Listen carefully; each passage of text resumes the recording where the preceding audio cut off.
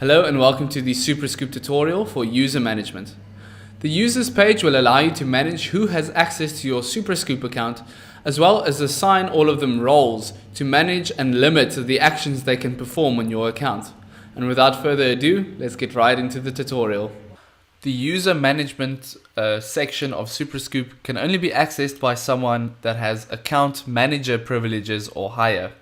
Here you can see the list of users that currently have access to the SupraScoop account, Demo, Peter and Shane with their SupraTech emails, and we want to add another one.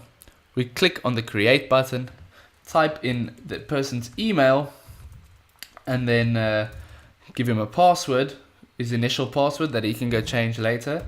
I'm obviously not going to tell you what this password is, but you can now give him privileges. You can only give him a privilege that you have or lower. So if you are a manager, you cannot give someone admin privileges.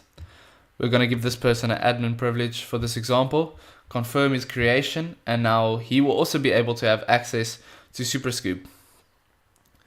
If you want to edit anything of his, you can select him from the table, click on the edit button. You can't change his password, of course, that's personal to him now, but you can change his privileges if you have the correct privileges for that. And you can change his email. If you want to delete someone from your account, simply select them from the table and click on the delete button. There is a option to delete yourself if you want to.